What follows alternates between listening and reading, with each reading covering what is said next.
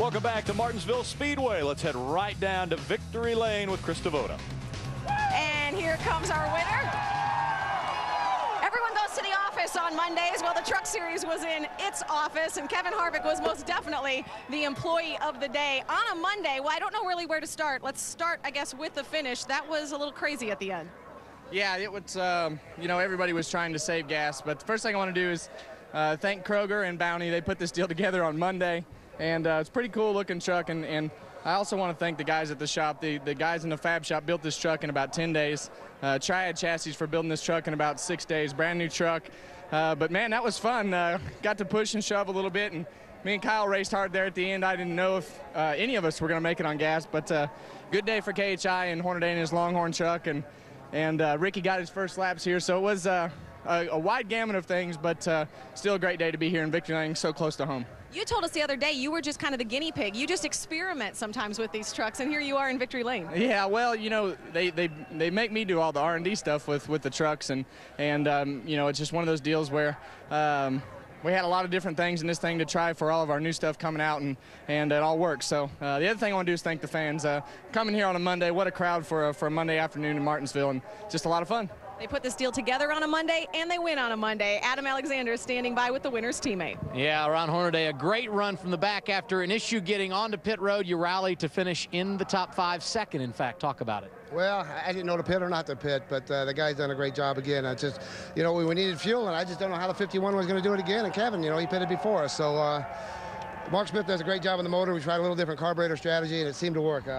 You know, this truck is the one I wrecked at Phoenix, and I got to thank Longhorn and Chevrolet and everybody what they've done. I mean, it's pretty cool to come back. I mean, we had a pretty good truck, and I used it up a little bit to get back through there, and then when I watched Kyle and Kevin sit there running pretty hard, I figured I'd just save it, and then Skinner started catching me, and I ran it back up on him, but second, darn. I mean, I was too worried about Skinner on the restart, and I laid back too far and let Kevin get away, but I might have had to move in the last lap if it stayed green going in there, going for the white, but if you guys haven't drove a GM lately, get you a local store. They're a lot of fun to drive.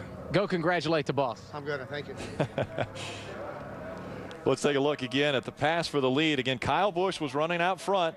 Here comes Kevin. He had to use the chrome horn just to move him up the racetrack. Slight contact. Now he's on the inside. Kyle gives him room when they get down to turn number 1.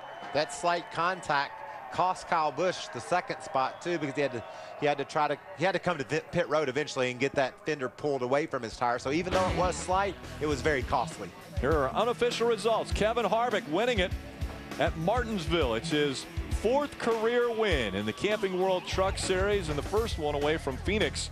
So he knows how to win on a short track. About our pole sitter Rick Crawford is going to battle back to a 5th place finish. Stacy Compton with a great run in 6th, and Brian Scott with an 8th place finish here at Martinsville. Brian always seems to be competitive and runs really well. I'm really proud of the job he's been doing. Mikey Kyle, that's a fun name to say, first of all. Mikey Kyle. And finished 12th. Got Good up run into the 12th spot. And that's Brad Keselowski's truck that he was driving. Timothy Peters ran in the top 10 all day long, ran out of gas, had to pit, back in the 22nd spot. Next week, NASCAR moves to Texas, and our coverage again begins on Friday. It's got Sprint Cup Series practice on speed, and then qualifying will be on speed as well. Saturday, it's 2 sessions of Sprint Cup Series practice, both on speed, and then Sunday it begins with NASCAR race day on speed, and then Sprint Cup Series racing on Fox, followed by NASCAR Victory Lane right back here on speed. So our coverage of NASCAR continues next weekend across the Fox networks.